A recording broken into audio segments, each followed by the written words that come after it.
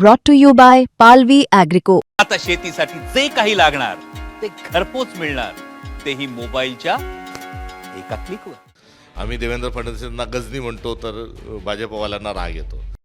बांट के खाओ, तेरी भी चूप मेरी भी चूप. भारत पवार पॅटर्न म्हणजे राजीवच्या परिवारातील असं कोणी व्यक्ती असं करत असेल तर विश्वास न बसणं हे स्वाभाविक आहे. देखील एक भावनिक दबाव पण या निवडणुकीचा एक असणारा महत्त्वाचा मुद्दा आहे. नमस्कार, मी अभिजित करंडे, मुंबई तकमध्ये आपल्या सर्वांचं स्वागत आहे. महानगरपालिकेच्या निवडणुका ज्या आहेत त्याचं बिगुल वाजलेलं आहे आणि आता प्रचाराला सुद्धा सुरुवात झालेली आहे. युत्या आघाड्यांचं काय होणार याबद्दलचे प्रश्न निश्चितपणे आहेत, पण त्याआधी काँग्रेसला एक धक्का देण्याच्या तयारीत भाजप आहे असं बोललं जात आहे. आपल्यासोबत काँग्रेसचे प्रदेशाध्यक्ष हर्षवर्धन सपकाळ साहेब आहेत. सर, आपलं खूप खूप स्वागत आहे. पहिलं तर निवडणुकांच्या आधीच राजीव सातव हे खूप मोठे नेते होते, राहुल गांधींच्या जवळचे होते, पण त्यांच्या पत्नीला विधान परिषद दिली. आता अशी चर्चा आहे की त्या भाजपमध्ये प्रवेश करत आहेत. तुमच्याकडे काय माहिती याच्याबद्दल, तुमचं काय बोलणं झालं आहे काय? काल रात्रीपासून अशा पद्धतीच्या चर्चा आहेत.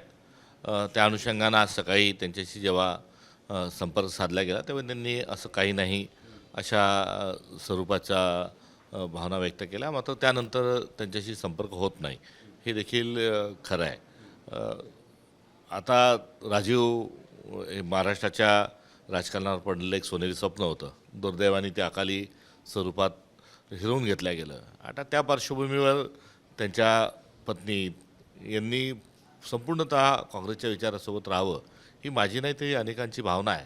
आणि त्यांनी देखील आपल्या पतीचं स्वप्न आणि त्यांचा असणारा जो गोतावळा आहे त्या दृष्टिकोनातून योगदान द्यावं अशी त्यांची देखील कर्तव्याची भूमिका ही कुठेतरी असेल अशी मला आशा आहे.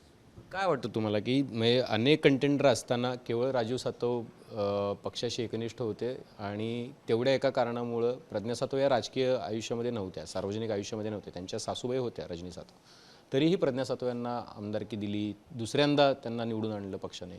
काय कारण आहे की त्या पक्षावरती नाराज होऊन किंवा त्यांनी अशा पद्धतीचा विचार करतायत ह्या बातम्या येण्यामागे? राजीव सातवांचा जेव्हा मृत्यू झाला तेव्हा राजीव सातव खासदार होते.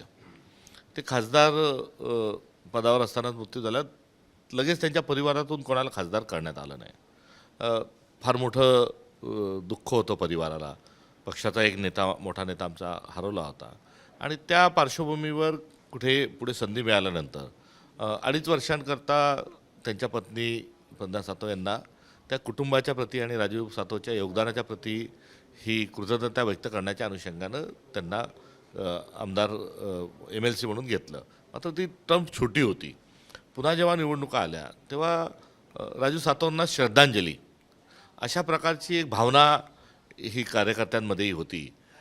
आणि त्या भावनेच्या अनुषंगानं आणि त्यांचं स्मरण आणि त्यांचं योगदानाला कुठेतरी अभिवादन करण्याच्या अनुषंगानं दुसऱ्यांदा पुन्हा 2024ला त्यांना पुन्हा MLC म्हणून काँग्रेस पक्षाने संधी दिली.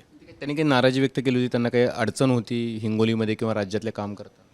अशा प्रकारची कुठलीच अडचण ही कानावर नाही किंवा आपण बघताय की नियमित मिटिंगी चालतात, सभाही चालतात, तर कुठलं त्यांनी पत्र पाठवलं, कुठली काही शिफारस केली आणि कुठला काही तणाव आणि वाद निर्माण झाला असं कोणचंही मी गेल्या 10 महिन्यापासून प्रदेशाध्यक्ष आहे. या संपूर्ण 10 महिन्यात असा कुठलाही प्रसंग, कुठलीही घटना ही निर्माण झाली नाही. इथं पर राजीव आणि माझेही संबंध जे आहेत हे व्यक्तिगत स्वरूपाचे होते, अत्यंत सलोख्याचे होते आणि मी देखील सातव या परिवारातील एक कुठेतरी घटक आहे आणि त्या नात्यानं माझी देखील जी भावना आणि भूमिका होती ती त्यांना सांभाळण्याच्याच आणि त्यांच्या प्रतीची त्यांचं नेतृत्व आणि त्यांचा परिवार जे आहे यांना मदत करण्याच्याच अनुषंगानं माझी भूमिका ही होती. कुठलाही असा प्रसंग नाही, कुठली अशी घटना नाही, कुठलीही नियुक्ती आणि कुठलाही असा शब्द नाही की ज्याच्यामुळे कुठे तणाव, कुठे वाद हा निर्माण झाला. हा त्यांचा आणि पार्टीचा संवाद जो आहे हा मात्र सर्व स्तरावर हा कुठेतरी अवरुद्ध झालेला आहे हे मात्र या 10 महिन्यामध्ये मला जाणवलं. याची काही माहिती तुम्ही वरिष्ठांना कळवली आहेत की? ही काल रात्री मला माहिती मिळाल्यानंतर राजीवच्या परिवारातील असं कोणी व्यक्ती असं करत असेल तर विश्वास न बसणं हे स्वाभाविक आहे. आणि पक्षाजवळ जे काही देण्यासारखं आहे ते सर्व दिल्यानंतर आणि राजीव यांच्यावर असणारं प्रेम आणि त्यांच्या परिवाराबद्दल असणारा आदर हा अबाधित असताना असं होऊ शकत नाही अशी शंका ही मनामध्ये आली आणि त्या अनुषंगाने चाचपणी करणं हे पहिले आवश्यक वाटलं आणि ती चाचपणी करत असतानाच कुठे अधिक या सर्व चर्चेला पेव फुटलं, तेव्हा मात्र या संदर्भामध्ये अशी चर्चा आहे. ही जी संबंधित आहेत, कारण राजू सातवचा त्यांचा घोटाळा बराच मोठा होता. जेव्हा ही संधी त्यांना मिळाली त्यांच्या पत्नीला एक परिवार म्हणून किंवा राजू सातवंना श्रद्धांजली म्हणून, तर त्या प्रक्रियेतही जी काही माणसं सहभागी होती त्यांना देखील याबाबत अवगत केलं की हे असं आहे. आपण सगळे मिळून हे खोटं आहे, पण खरं असेल तर आपण सगळे मिळून थांबवू शकू का, या दृष्टिकोनातून जरूर प्रयत्न केले जात आहेत. सकाळपासून काही कॉन्टॅक्ट वगैरे? सकाळी 10 वाजेपासून पक्षाचा कोणताही संपर्क त्यांच्याशी हा अद्यापर्यंत झालेला नाही.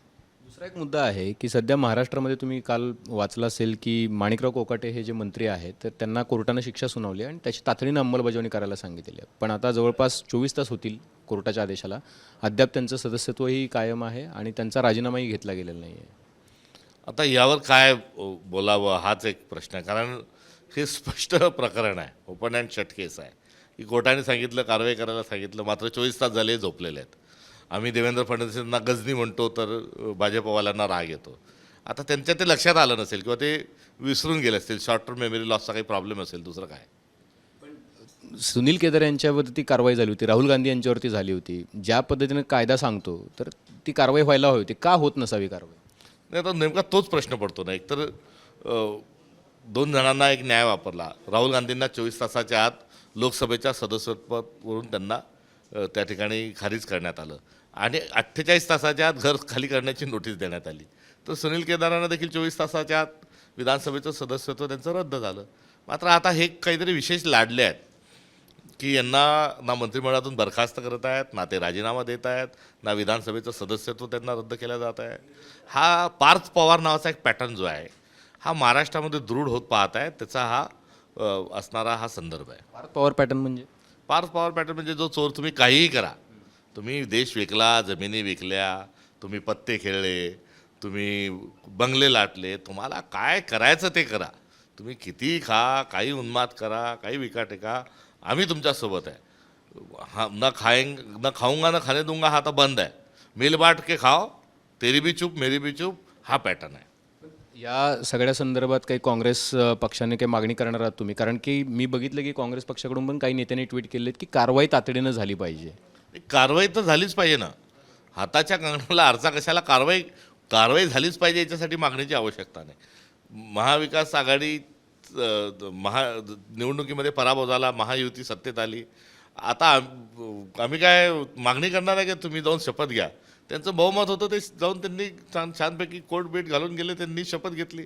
जसं बहुमत आल्यावर शपथ घ्यायला जाणं हे लोकशाहीला अभिप्रेत आहे, तसं कारवाई गुन्हेगार म्हणून सिद्ध झाल्यावर कारवाई करणं अपेक्षित आहे.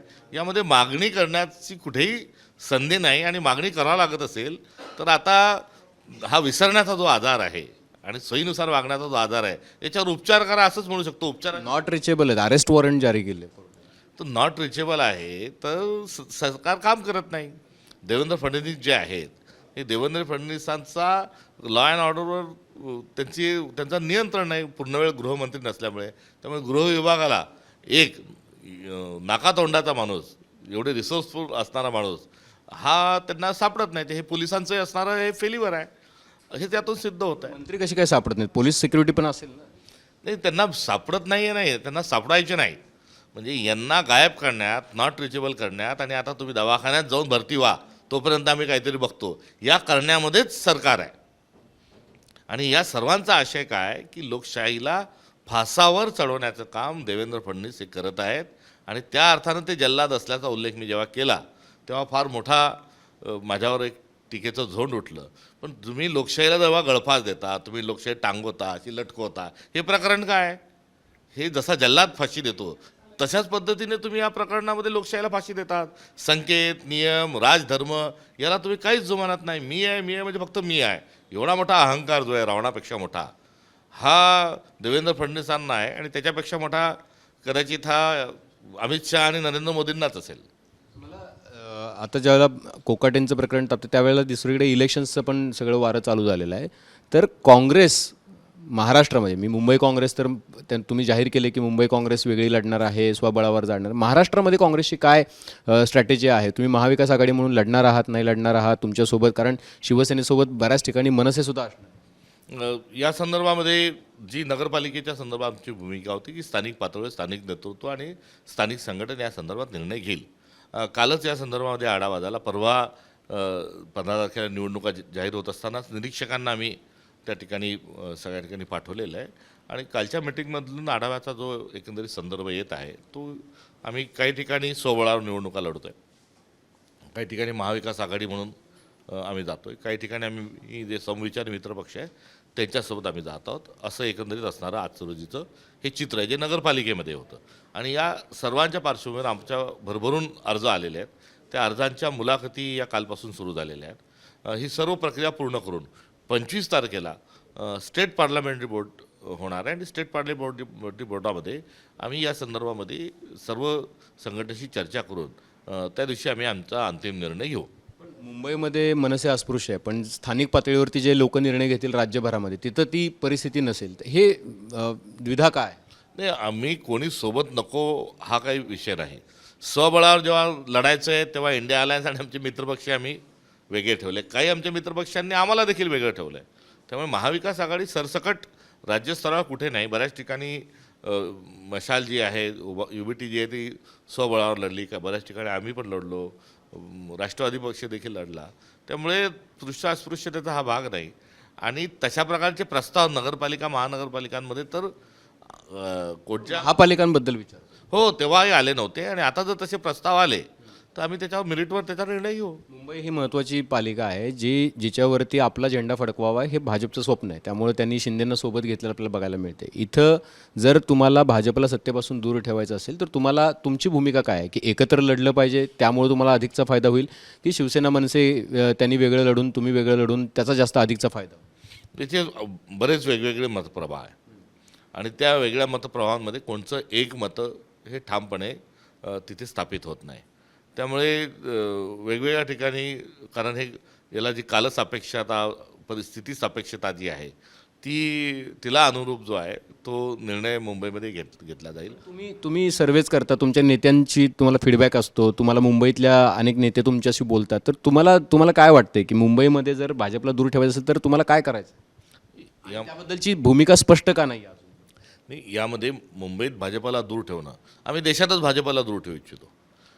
एका निवडणुकीचा आशयाने आम्ही स्ट्रॅटजी आणि आमची वैचारिक भूमिका आम्ही ठेवत नाही आणि ती वारंवार ही बदलत नाही.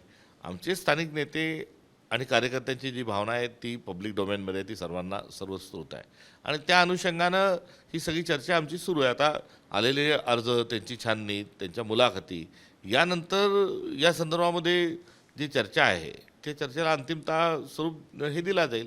मात्र शेवटी आम्ही राजकीय पक्ष आहोत, इतरही राजकीय पक्ष, आणि सगळ्या राजकीय पक्षांना स्वतःची ताकद वाढवण्याचा एक अधिकार असतो. गेल्या अनेक निवडणुका आम्ही अलायन्समध्येच लढत राहिल्यामुळे एक कार्यकर्त्यांची कुठे ना कुठे कुरबूर देखील आहे आणि प्रत्येक पक्षाला वाटतं की दरवेळेस आपण युती करतो, आपल्या संघटनेमध्ये कार्यकर्त्यांना लढू दिलं पाहिजे. हा देखील एक भावनिक दबाव पण या निवडणुकीचा एक असणारा महत्त्वाचा मुद्दा आहे आणि तो भावनिक एका बाजूला असला तो राजकीय देखील आहे. त्या मुद्द्याला देखील आम्ही कसं हाताळू शकतो किंवा त्यातून पक्ष कसा पुढे घेऊन जाऊ शकतो ही देखील एक आमची प्रॅक्टिस या निमित्तानं होणार आहे. अलायन्समध्ये लढल्यानं काँग्रेसला तोटा होतो असं मत आहे तुमचं? अशा बऱ्याच जणांची अशी मतं आहेत.